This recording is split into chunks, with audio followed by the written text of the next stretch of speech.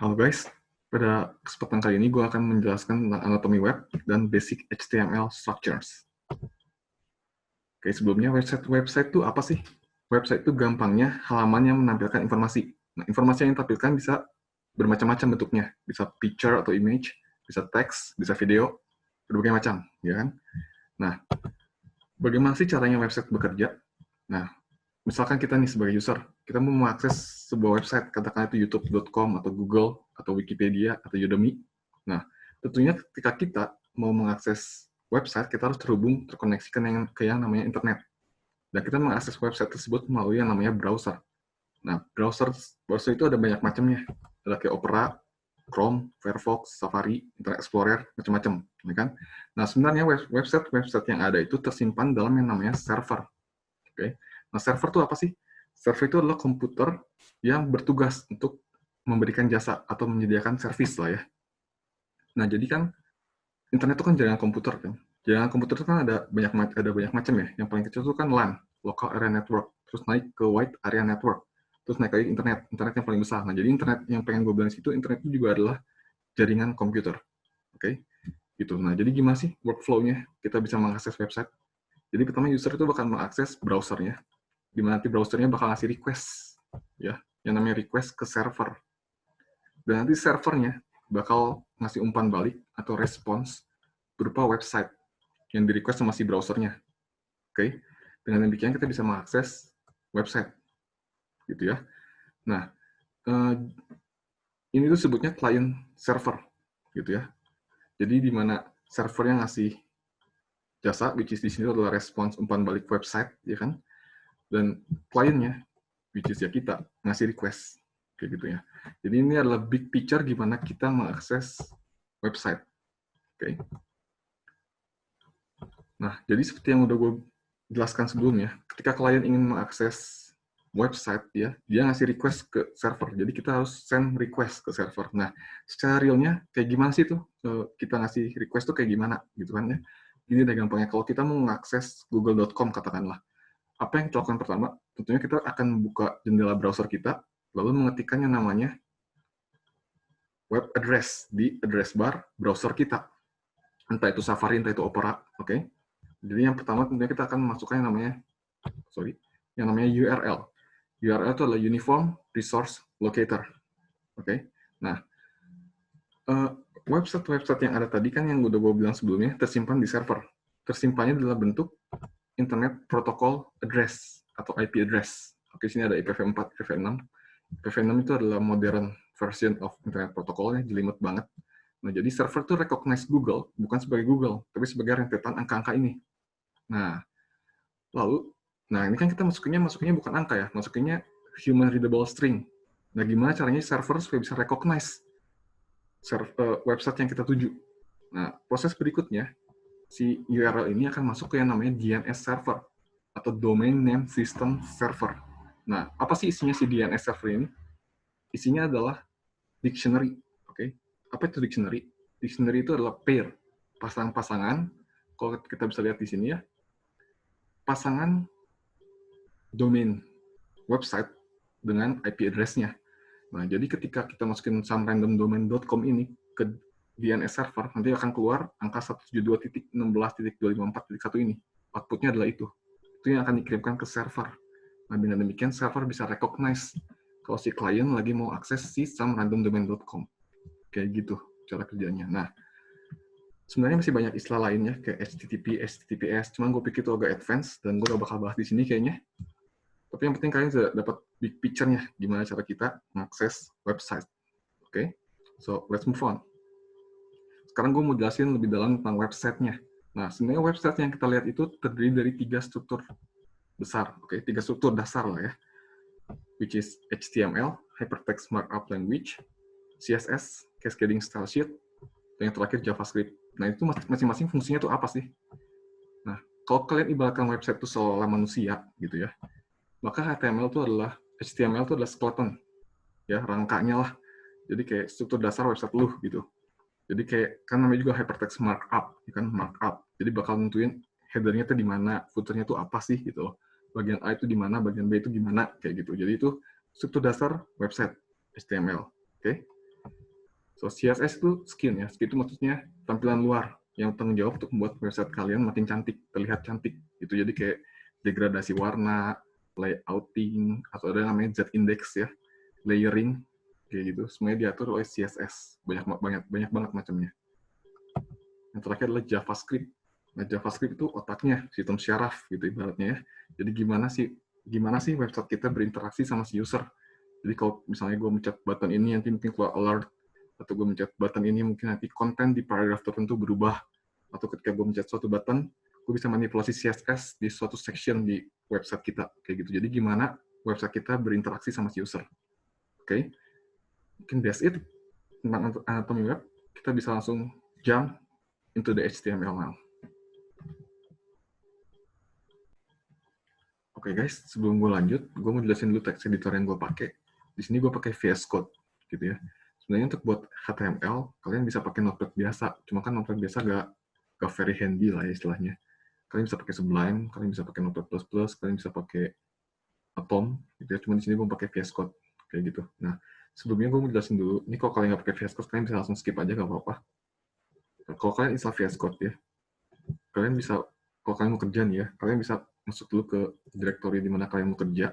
Di sini gue kerja di sini ya.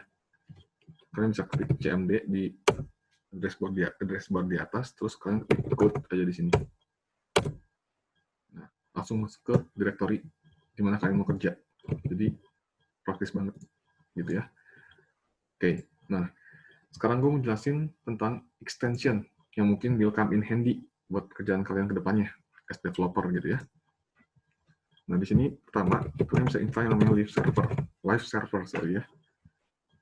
Live server. Nah, di sini gue udah install, jadi kalian bisa klik install di sini. Kalau kalian pertama kali install VS Code, klik install. Buat apa sih live server ini? Live server ini untuk auto rendering. Jadi kalau kalian develop website, terus kalian buat perubahan di kode kalian tinggal save, nanti langsung auto rendering. Jadi kalian bisa langsung apa ya? Navigate, bukan navigate juga sih maksudnya, bisa monitoring perubahan yang terjadi di website kalian kayak gitu. Nah, ada satu lagi namanya auto rename tag. Nah, ini kalian bisa install dependensi ini keren banget. Seperti yang kalian tahu ya, HTML itu kan ada opening tag dan ada closing tag. Jadi kalau kalian mau ngedit satu tag, kalian harus edit 2 kali gitu. Tapi kalau pakai extension ini kalian cuma cukup sekali aja kayak gitu. Tinggal cukup ngedit sekali, yang belakangnya otomatis berubah. Gila kan? Oke, that's it I think tentang extension. Sekarang kita bisa langsung jump to the business. Oke. Jadi pertama, gue mau bikin folder dulu. Jadi kalau kalian mau bikin folder di sini bisa klik ini buat new file, ini buat new folder ya. Klik. Di sini gue mau kasih nama basic HTML. Oke. Di dalamnya gue mau bikin file. Namanya index.html. Oke. So let's move on. Langkah pertama kalau kalian mau bikin file HTML, kalian harus bikin deklarasi semacam kayak gitu ya. Deklarasi untuk menjelaskan kalau ini tuh file HTML. Caranya tinggal ketik type HTML kayak gitu, dan bikin tag buat HTML-nya. Nah, kalau dari VS Code udah langsung otomatis buat closing tag-nya juga kayak gitu. Berikutnya yang harus ada itu adalah head tag yang namanya head. Ini biasanya untuk isinya ada judul, ada styling, ntar ada metadata. Metadata itu adalah data yang menjelaskan tentang data gitu ya. Data yang menjelaskan tentang file ini. Jadi kayak charset yang kalian pakai, judul dari file ini apa, ditaruh di sini gitu ya. Lalu yang berikutnya ada body. Isi dari body ini nanti yang akan nampak di website kayak gitu. Oke. Nah, sebenarnya kalau kalian pakai VS Code ya, ini gue mau lihat lagi. Ada yang namanya boiler template. Ya, jadi kalian tinggal ketik tanda seru, enter, langsung jadi gitu ya template-nya. Jadi kalian nggak usah pusing-pusing ngapain harus ngetik HTML bla bla bla, tinggal tanda seru, enter, jadi kayak gitu ya. Nah, ini metadata yang tadi gue bilang. Dan ini jelasin charset yang kalian pakai apa, defaultnya UTF-8 gitu ya. Kalian nggak usah terlalu pusingin dulu metadatanya ya. Karena ini kan video perkenalan juga, jadi nggak usah terlalu dipusingin. Nah, di sini gue jelasin title-nya. Ini title dari dokumen kalian. Kayak gitu ya. Ini misalkan gue tulis Misalkan gue save dulu ya, save. Ini kalian kalau mau ngelihat gimana website kalian sekarang, kalian bisa tinggal, kalau kalian pakai live server, klik kanan, open with live server. Nah, ini masuk ke website kalian. Oke, biar gampang, ini gue minimize. Nah, oke. Seperti yang kalian lihat, ini tab-nya dokumen kan, title bakal nampak di sini nih, di tab barnya di sini. Saya gue ganti nih ya, misalnya basic HTML, terus gue save. Nah, ini kerennya live server ya, jadi kalian tinggal save, langsung auto rendering, kayak gitu. Oke. Nah, sekarang misalkan gue mau ngetik sesuatu di sini ya, bla bla, gue save, bla bla di sini. Oke. Jadi apa yang kalian tulis di body di sini yang bakal nampak di sini. Oke. Nah, sekarang gue bakal jelasin beberapa mungkin, karena ini video perkenalan juga, mungkin bakal gue jelasin beberapa tag yang sering dipakai. Oke. Kalau kalian di VS Code, kalian sebenarnya nggak usah repot-repot bikin tag kayak gini ya. Misalnya kalian tinggal ada tag namanya H1 ya, header. Tinggal tulis H1 terus tab gitu ya, langsung otomatis jadi. Nah, header 1. Nah, header 1 itu bold, besar, biasanya untuk judul ya. Untuk judul yang penting misalnya, kayak untuk header 1. Ada juga H2. Header 2 juga sama, cuman biasanya dipakai buat yang less important. Misalnya ini buat judul ya. Ini buat subjudul gitu. Oke. Ada juga H3. Kayak gitu. H4 juga. Sorry.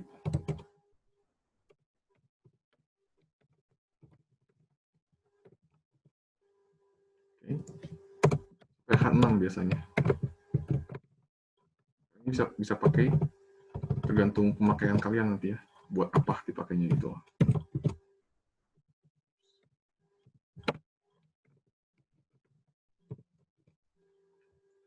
Gitu, oke. Yang pertama ini adalah ada header. Nah, selanjutnya, misalkan gue menulis, kalau kalian menulis paragraf ya, sebenarnya kalian bisa juga sih langsung tulis di sini ya. Ini paragraf. Aja langsung tulis kayak gitu. Cuma ini bukan good practice ya. Biasakan kalau kalian menulis suatu teks di dalam HTML, di body HTML ini, biasakan diapit sama P. Paragraf, right? Biasakan diapit sama P. Ini biasakan diapit sama P. Oke. Ini good practice aja sih. Oh ya, kalau kalian mau bikin komen di HTML, kalian bisa pakai tanda lebih kecil, tanda seru, strip-strip gitu ya. Ini komen gitu ya.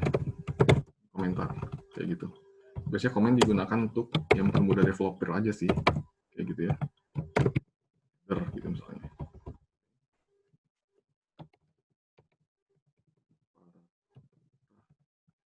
Komen juga bakal muncul di halaman web, gak bakal muncul.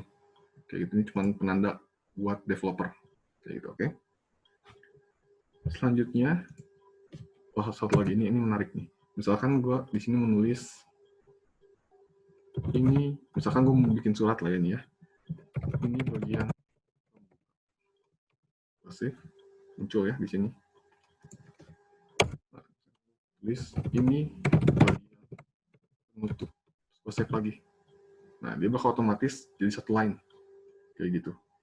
Nah, gimana caranya supaya gue pengen dibuat di bawahnya kayak gitu. Sebenarnya kalau kalian pakai P ya, udah otomatis langsung jadi baris baru gitu. Bentar ya.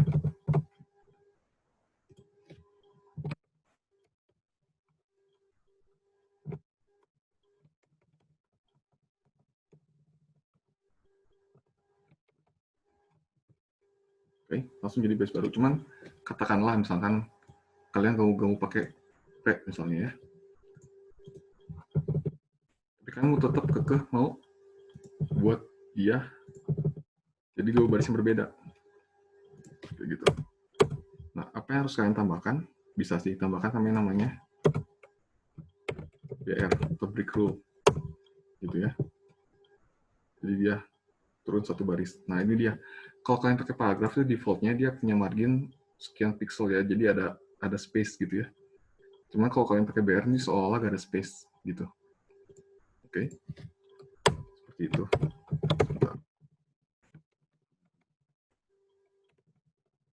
Ini bakal gue upload ke GitHub juga filenya, jadi kalian tetap bisa akses kayak gitu ya. Link ke GitHubnya bakal tertera di deskripsi, jadi kalian nggak usah khawatir. Nah, selain BR ada satu lagi namanya HR. Ini gue copy, oke. Di sini gue ganti bukan BR, cuma gue ganti HR. Oh, iya.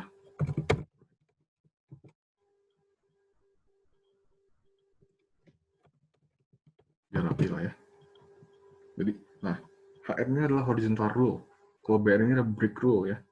Jadi horizontal rule itu dia nge-break tambah, dia ngasih garis. Garis tutup, garis tutup atau garis tepi ya, nggak tahu apanya itu ya. Dia nambah garis. Kayak gitu. Oke. Nah, move on. Kita lagi di sini. Ada lagi tag lainnya. Ini biasanya buat styling sih ya. Ini italic namanya. Oke. Jadi misalnya ini gue mau di-upload pakai P ya. Ini italic. Oke. Gue mau bikin miring. Kalian bisa upload pakai namanya I. Ya. Nah, kalian bisa lihat ini jadi italic, jadi miring, right? Oke. Ada lagi buat bold. Oh ya, gak cuma I doang, ada satu lagi. Ada satu lagi. Jadi gue copy paste aja. Nah, lihat nih, di sini hebatnya auto renaming tadi ya. Gue EMP. Oh, sorry, EMP. Ini, oh maaf. Oh maaf, mungkin tidak ada. Maaf, saya salah. Oke, kita lanjut ke bold sekarang. Bold itu dihapus sama yang namanya B.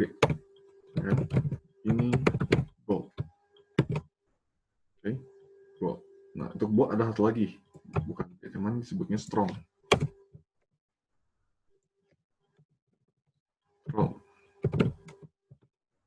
Bold juga ya. Nah, sebenarnya saya sempat research juga sih apa bedanya bold sama strong. Sebenarnya cuma masalah penggunaan aja. Kalau strong ini buat sesuatu yang penting kayak gitu, pakainya strong.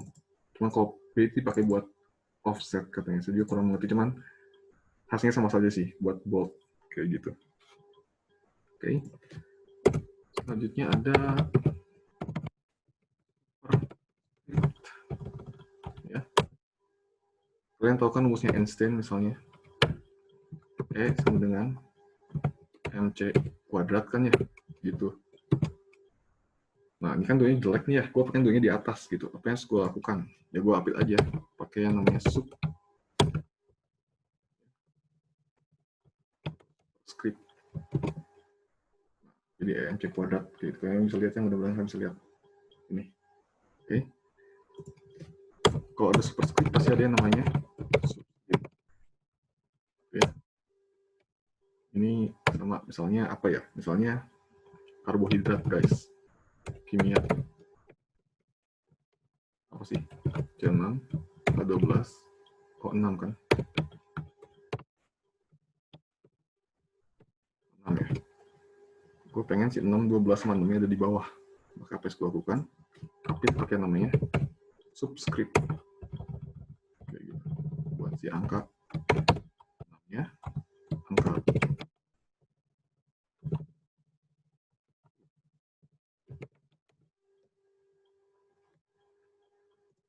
12-nya, dan angka 6-nya.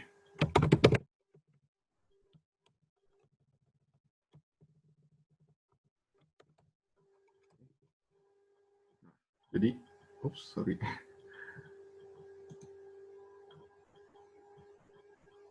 Jadi, ada di bawah tuh ya, karbohidrat. Jadi kayak rumus kimia. Oke. Terus let's see what we have. Oh, juga kalau kalian tahu stabilo lah ya. Bla bla bla. Nah, gue pengen ngebeliin si lorem ipsumnya nih. Pengen stabilo lah istilahnya ya. Bisa pakai namanya MAP.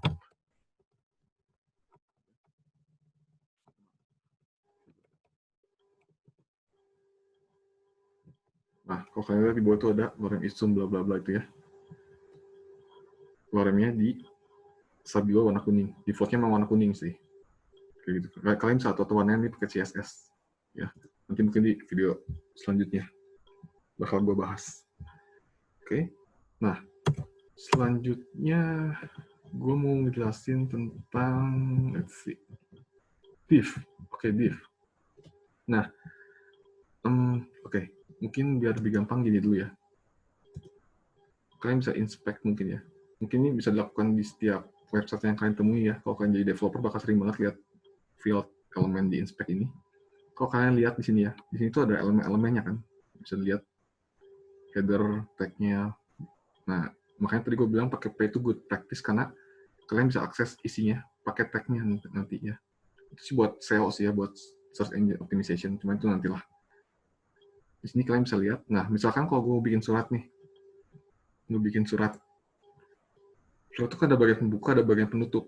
Nah, gue mau tandain bagian pembukanya. Oh, mungkin sebelum ke situ ya, gue mau jelasin textile dulu deh ya. Ada satu lagi textile namanya. Textile itu buat styling. Buat styling. Biasanya taruhnya dalam head. Ya, di dalam head. Kita buat style. Di sini. Oke. Misalkan kalian tuh styling biasanya pakai namanya kelas atau namanya ID. Ya, ini sebenarnya bahasan CSS sih, cuman ya gue bahas sedikit di sini lah ya. Misalkan gue bikin warnanya, gue kasih nama opening lah ya. Opening, gue mau buat warnanya merah. Oke. Dan buat closing, gue mau bikin warnanya katakanlah seperti itu.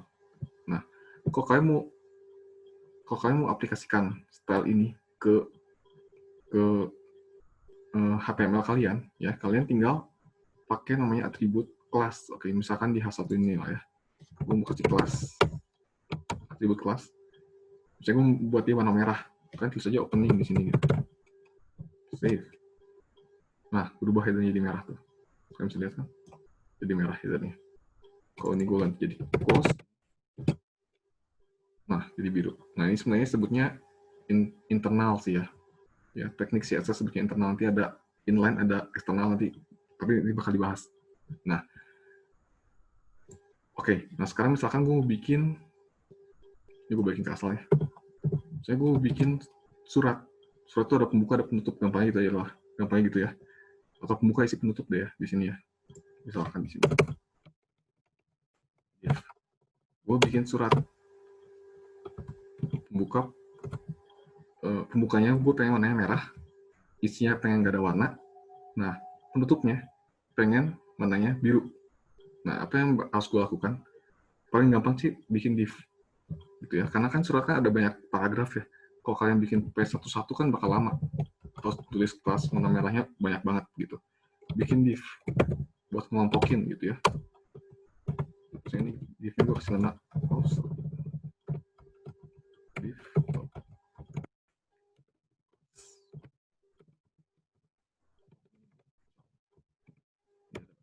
teks membuka.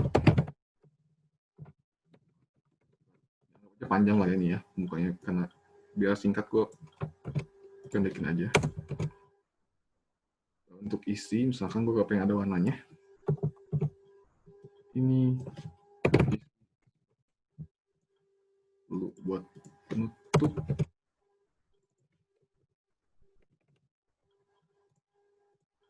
Ini penutup surat. Save.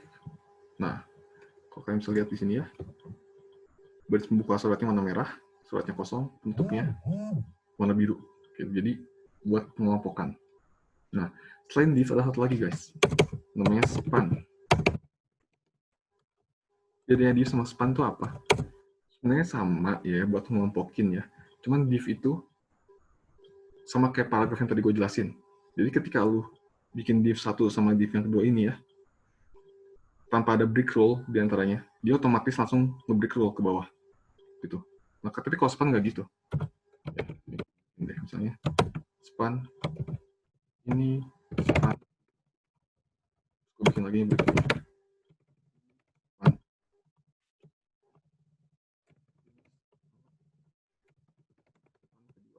Save. Kurang jelas ya. Oke. Nah, kalian bisa lihat kan tuh di paling bawah.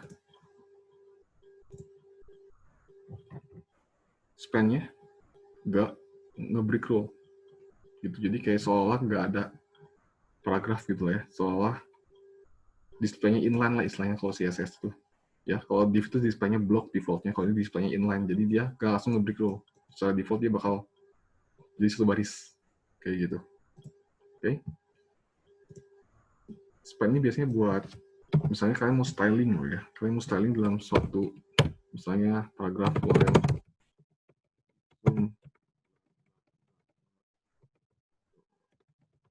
Kayak gitu ya, panjang. Misalnya kalian mau kasih warna di belah yang kedua misalnya. Cuma kalian mau kasih style khusus lah ya, style khusus buat si belah yang kedua ini. Kalian bisa update pakai span. Kayak gitu. Oke, nah tadi kan gue jelasin ya sekilas soal CSS yang tipenya internal. Jadi kalian tulis style di atas. Cuma styling juga bisa dilakukan secara inline. Maksudnya inline itu kalian tinggal tulis di sini, style. Atribut namanya style. Ya, style misalnya apa? Misalnya gue mengatur font size-nya. Jadi 100 pixel misalnya. Gue save. Nah, kalau lihat tuh, lihat belah yang kedua gede sendiri. Gitu kan.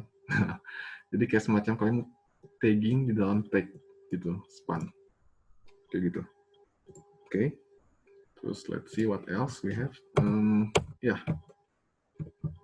Ada tag yang namanya ya ini buat link. Kalian tinggal klik A, tab. Nah, A itu punya suatu atribut khusus namanya href ya. Misalnya ini to google.com. Ya. Kalian bikin link ke google.com. Nah, kalian pakai A. Terus yang di href ini apa? Yang di href ini adalah URL-nya. Oke, misalnya di sini gue mau ke Google misalnya. google.com gitu ya.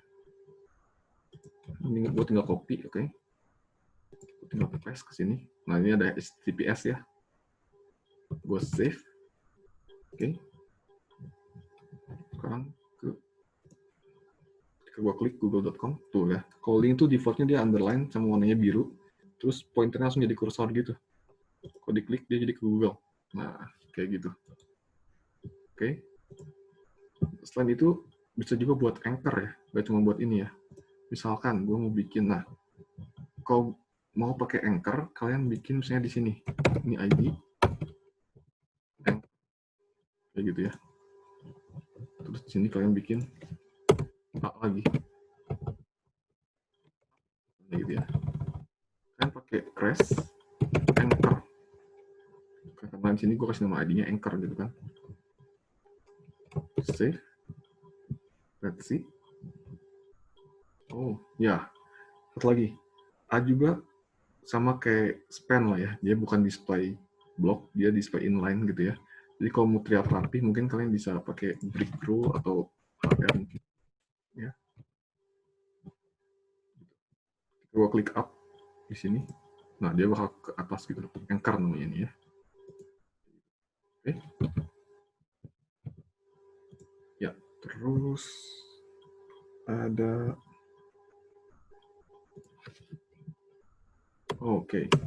ini image ya.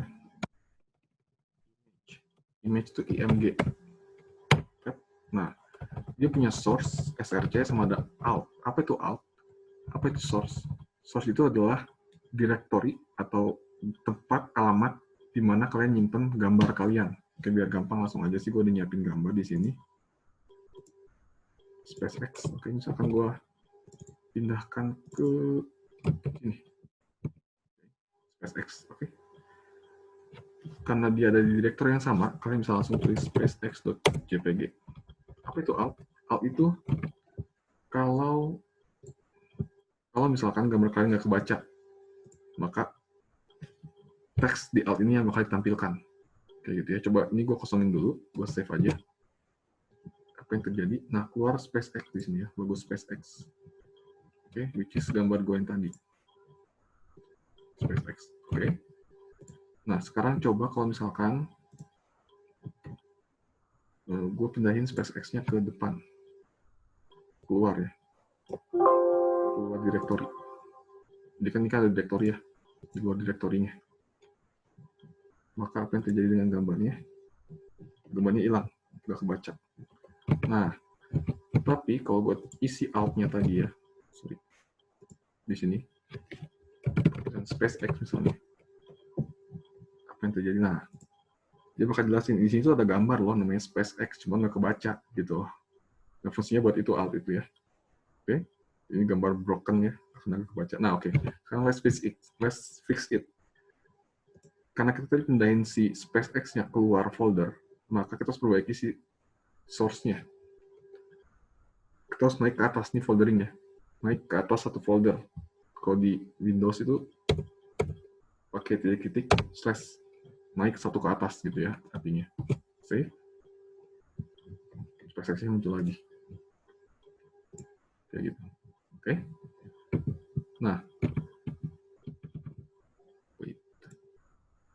Nah, sekarang gue pengen dulu sih SpaceX-nya, gue balikin lagi ke dalam.